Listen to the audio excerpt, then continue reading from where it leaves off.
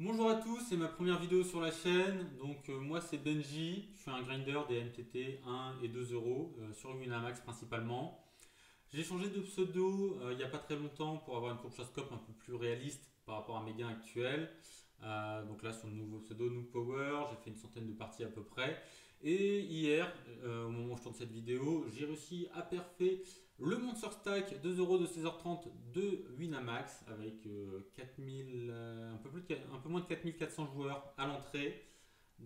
Un énorme field et je vais vous review de la première à la dernière main comment on peut perf un gros field sur Winamax avec la réflexion.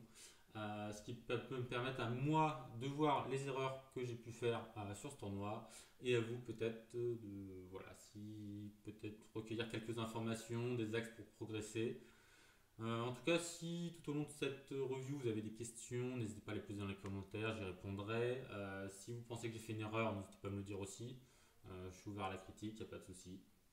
Et on va pouvoir commencer. Alors, Dame Valet, première main, c'est un fold sur cette position, donc là tout va bien.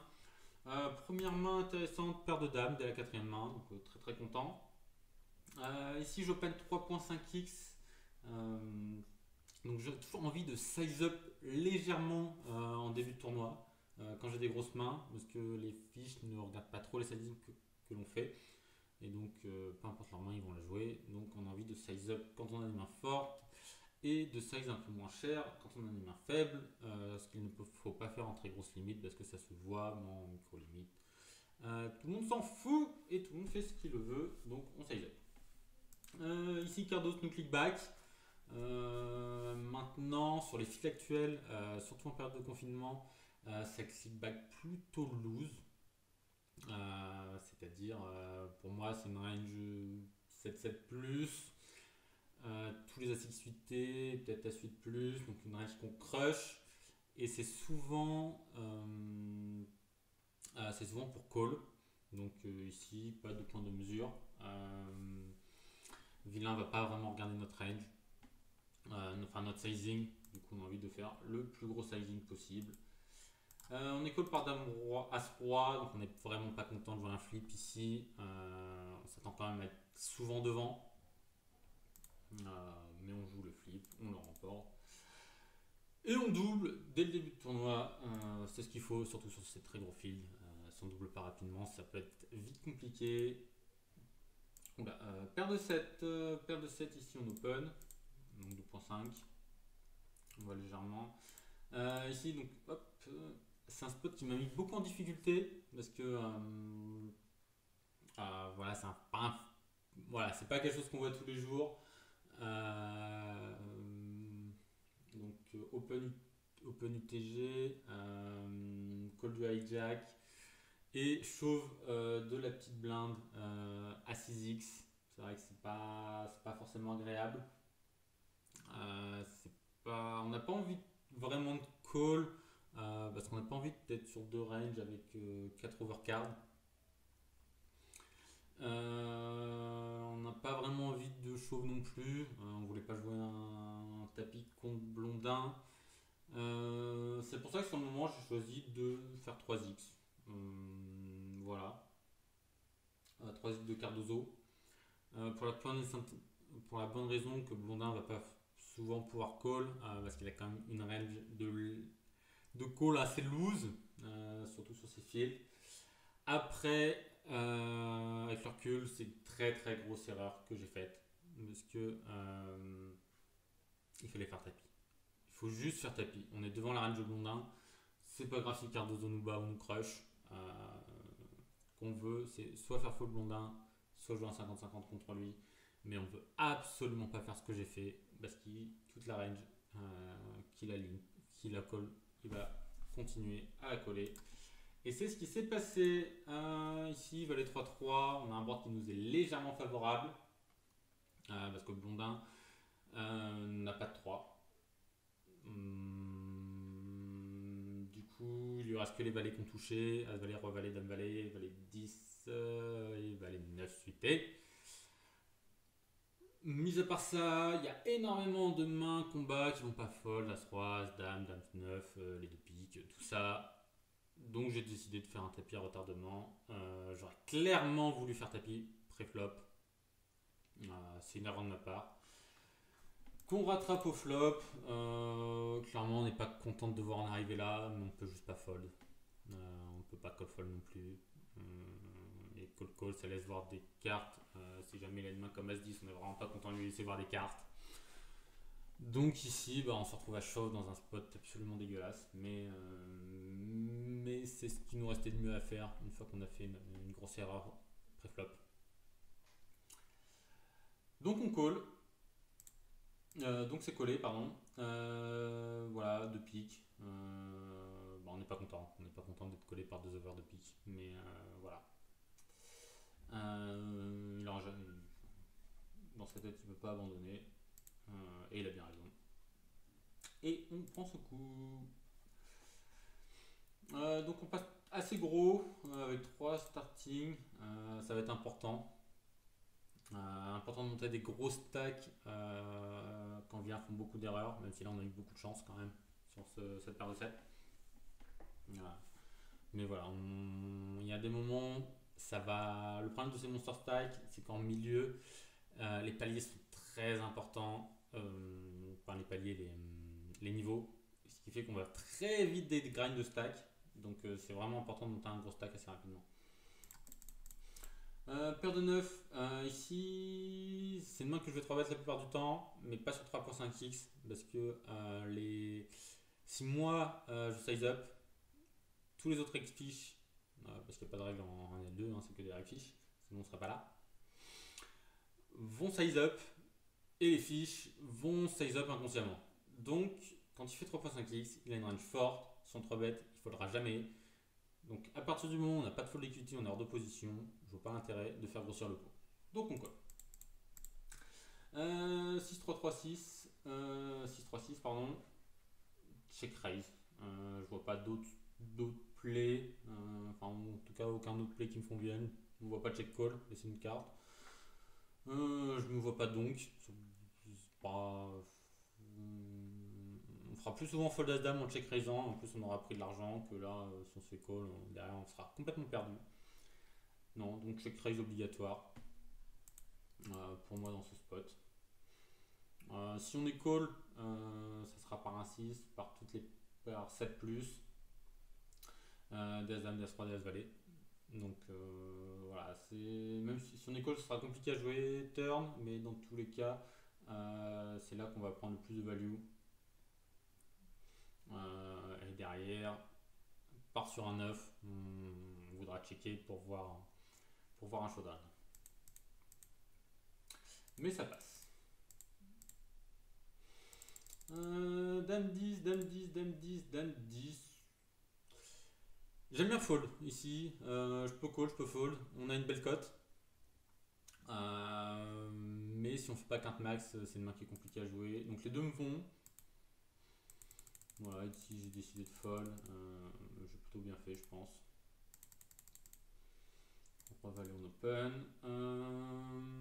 Ici, j'aimerais me voir ces bêtes un tiers. On a des bêtes d'or, présente la dame. J'ai checké, ça me convient pas trop. Honnêtement, j'aurais mis au moins lead le flop et viser turn.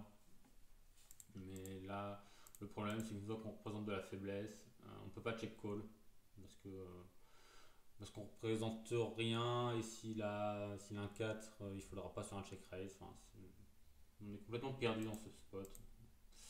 Donc GG à lui. On n'a pas ses bêtes et du coup on s'est retrouvé dans un spot compliqué. Donc j'aurais aimé ses bêtes. Paire de 8, ici on peut call, on peut raise. Pour le coup j'aimerais bien raise quand il fait 2.5x. Après comme le hijack en 6 max c'est une assez early position, je me dis qu'il a une range assez forte, pas trop envie de faire grossir le pot à ce moment là, pré-flop. Je préfère toucher et monter post-flop. Post-flop les filles font plus d'erreurs que nous. Donc voilà, se simplifier la vie en gardant le pot assez petit, ça me va aussi. Ici sur 4 valets 5, mi-pot, bon, il a des valets, il a des tirages flush, il a des tirages quintes, on paye. La doublette du valet est une très bonne carte, il a moins de valets, ce qui fait qu'on a beaucoup plus souvent la meilleure main. Il a toujours As, As, Dame, Dame, Roi, Roi, 10, 10, 9, 9. N'empêche qu'il a beaucoup dossiers de As, Dame, Roi, Valet, Roi 10, As 10. Donc, quand il remi-pote, on a le choix entre call et check raise. J'aime bien les deux. Le problème de check raise, c'est que si c'est un valet, il risque de call. Et si on met un par river, on sait que ce serait compliqué. Donc je choisis de call, ça me convient très bien. Le 3 est plutôt. Même si ça fait rentrer des tirages quinte, ça fait rentrer 6 et 7, c'est plutôt une break. Donc on est assez content. On paiera une petite mise, on n'en paiera pas une grosse par contre. Parce que ça bluffe pas suffisamment sur 3 barrels, surtout à ses limites. Donc ici, j'ai juste envie de me voir check call. Hop. Et ça prend, très content. As2, j'imagine que j'ai volé la blinde, intéressant. Paire de 7, on call, donc pour les mêmes raisons, pour me faire grossir le pot. Et je vais post-flop, ici on give up sensiblement. Hop. J'essaie d'aller assez vite, passer du temps vraiment que sur les mains les plus intéressantes. Ici pour limper, j'ai check check check.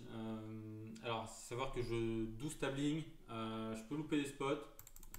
Là clairement, j'ai envie de lead flop, j'ai envie de lead turn, j'ai envie de lead river. Enfin il y a des petits tirages, il y a des petits trucs. Bon même s'il a une main sans équité, il aurait pu coller une fois flop. Enfin, voilà.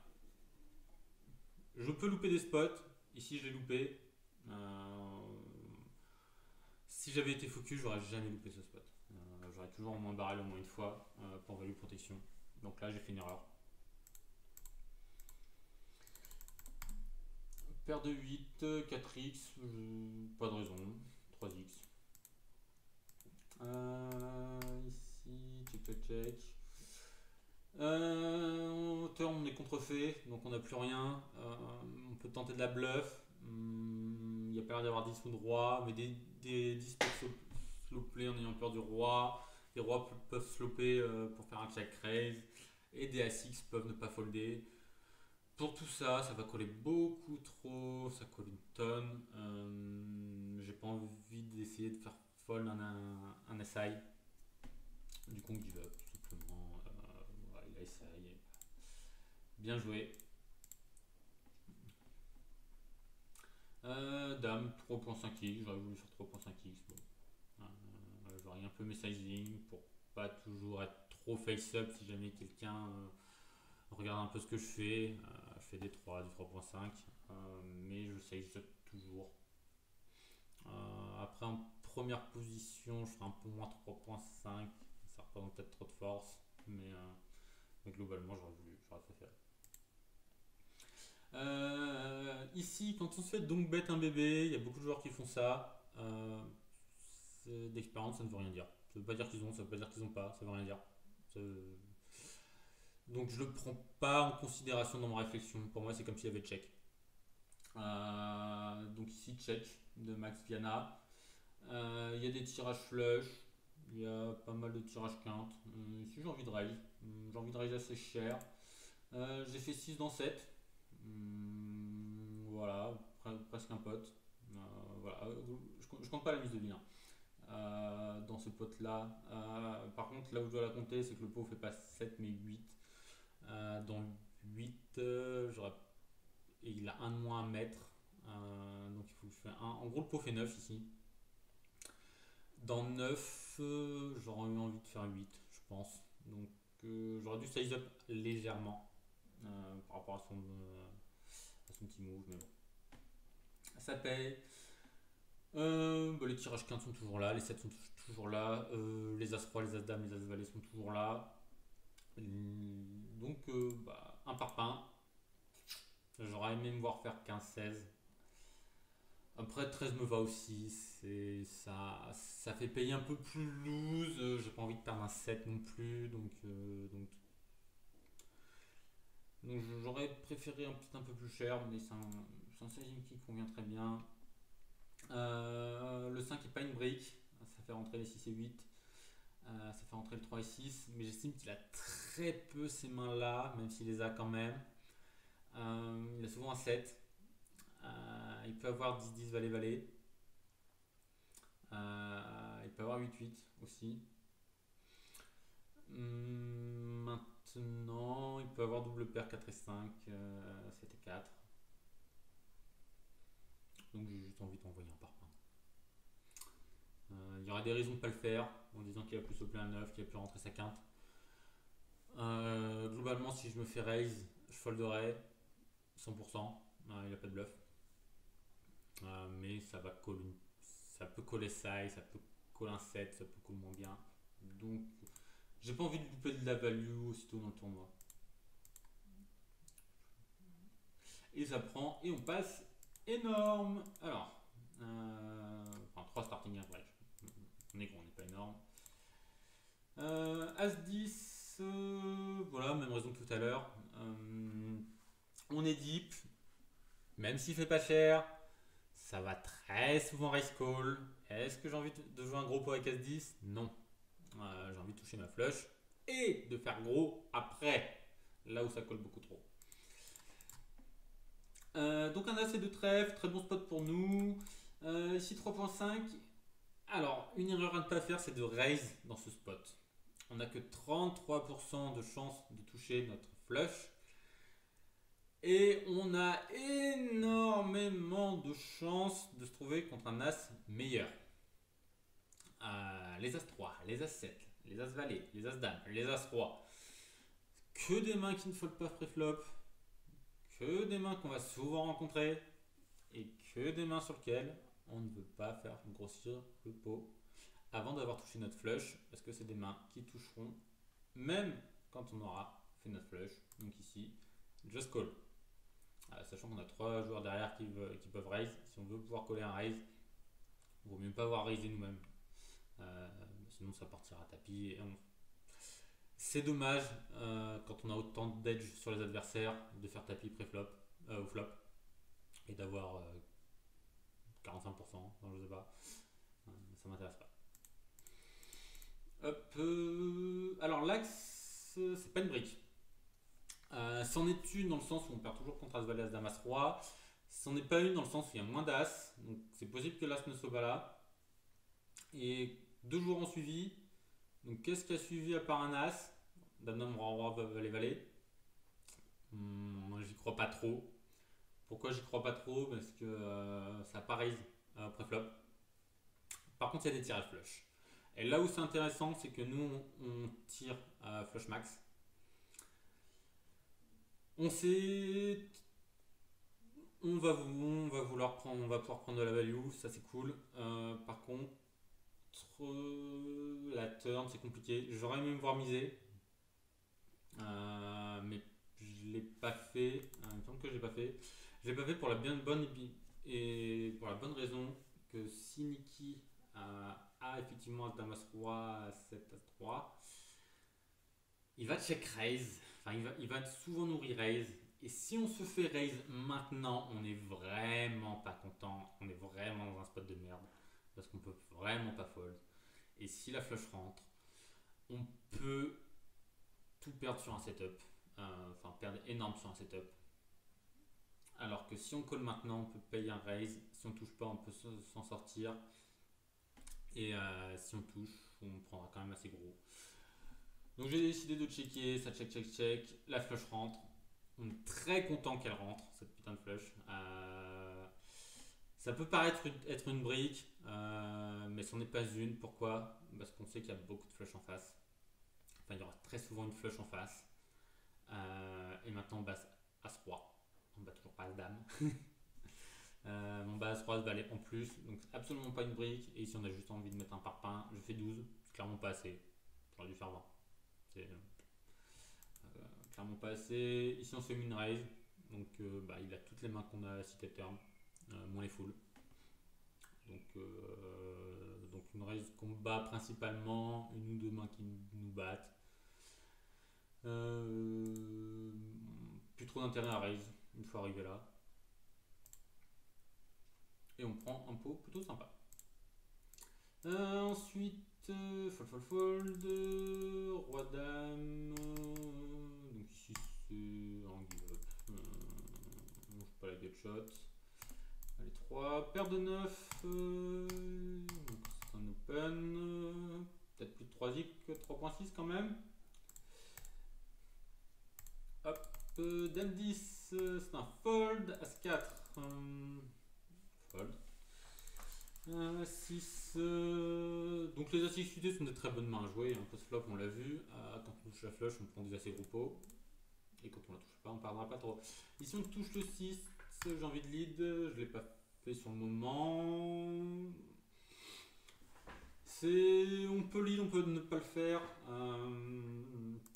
Le problème, c'est que quand on le fait pas, on va souvent give up. C'est ce qui s'est passé. J'aurais aimé au moins bet une fois le flop. Le problème, c'est qu'on fait pas, c'est qu'on va pas faire un gros sizing et donc on va souvent call call call et notre bet n'aura servi absolument à rien. Donc le give up me va aussi. Dans 3 joueurs, middle pair, top kicker, c'est vraiment pas une bonne main. 2, 8, 3 et 3.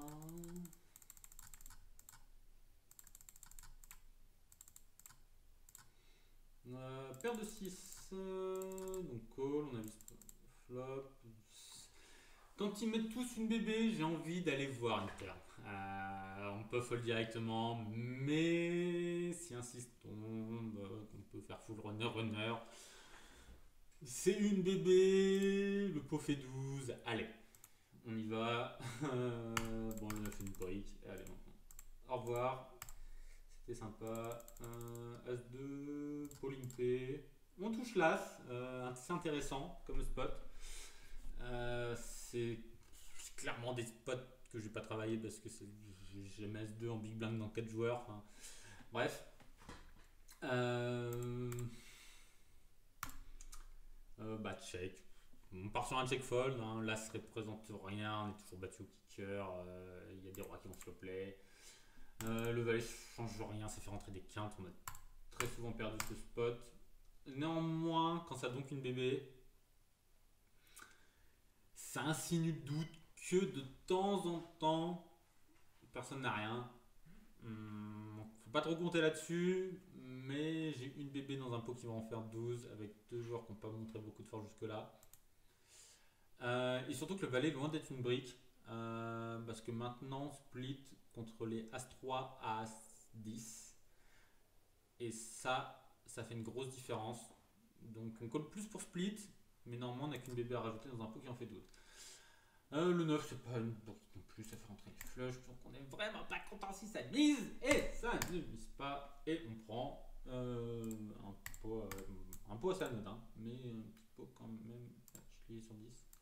Alors. Donne 8, j'ai dû folder, oui. 4 et 9, 10 et 2, 7 et 3. Valet 8, est-ce que j'ai attaqué la blinde? J'ai limpé, bon, pourquoi pas. Fait mid-raise. Ça n'existe pas. Donc à savoir que quand vilain mid-raise, c'est call 100%. J'ai un pot 6 à rajouter dans un pot qui en fait déjà plus de 6. Voilà, ils vont faire 7,60. Voilà, donc aucun fold. Ici, c'est bête, un mi-pot.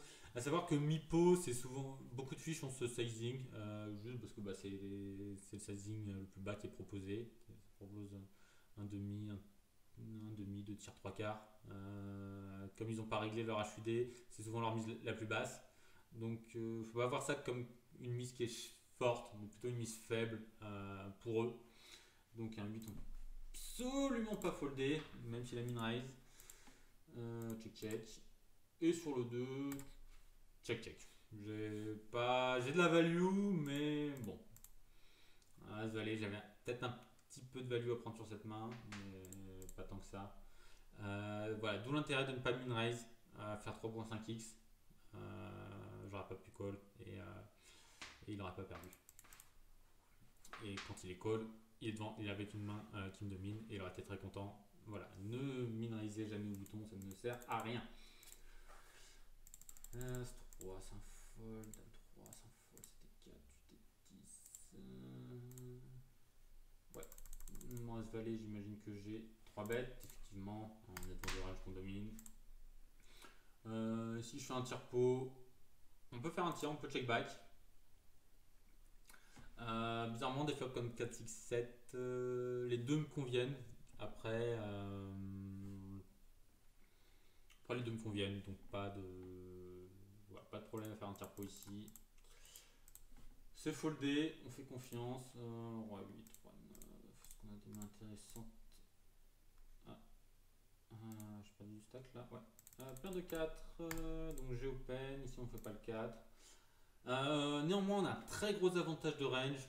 Ici, j'ai envie de faire tout petit, j'ai envie de faire 3.5. Vilain va tout le temps fold ces deux cartes entre le 9 et le 2. Par contre, voilà, on fera jamais fold un valet, hein, ça évidemment, mais voilà. Donc j'ai envie de faire tout petit pour faire fold toutes ces mains là. Bon, bah, quand on se prend son bébé dans la bouche, on s'en va. Donc j'essaie de passer un peu rapidement. As-10 chaud, ok. As-roi suité, bim. Roi valet, c'est un open. Ici on a le valet, donc on est quand même plutôt un bon flop. Malgré tout, il est en petite blinde. Il peut avoir des il a open, il a call. Bon, il peut avoir des petits as. Derrière, il a souvent pas touché, donc on s'est bête. Il peut avoir des mains comme Dame Valet qui vont call, des mains comme Valet 10, Valet 9. Donc il y a de la value à prendre, on va la chercher. Il y a de la protection à prendre, on va la chercher. Dame 10, c'est pas bon pour 20 blindes, donc on a foldé évidemment. Paire de 9, hop, sabre lente. J'étais parti pour un check raise, bon. Parpaing, ouais, je suis assez d'accord avec mon move. Si la quinte, on est vraiment pas content. On va vraiment perdre beaucoup. Néanmoins, il a quand même plus souvent un tirage qu'une quinte. Il a quand même plus souvent As-Dame, Roi-Dame, Dame-Valet, Dame-10, As-8 que juste Dame-Roi ou 8 et 7. Et même là, on a encore des foules qui peuvent arriver à la river. Si on se fait check raise, on fold. Par contre, voilà, il y a énormément de value à prendre et énormément de protection à prendre. Donc on parpine et ça passe. Et on passe à presque 400 000 en 100 mains. Donc c'est très très très bon. Ici on a un peu plus de son bébé, ce qui est confortable. Valet 8, c'est foldé. A7, c'est foldé. Valet 10, Valet 9. Ok, bon bah on call, hein. Ça fait n'importe quoi. Et quinte flopée. Les petits spots qui font plaisir, les petits nuts au flop dans pot multijoueur, il en faut. Par contre, il y a énormément de tirage flush, tirage quinte, brelan, deux paires, tout et n'importe quoi, tout a de l'équité contre notre main. Donc on a envie de mettre des parpaings pour value protection.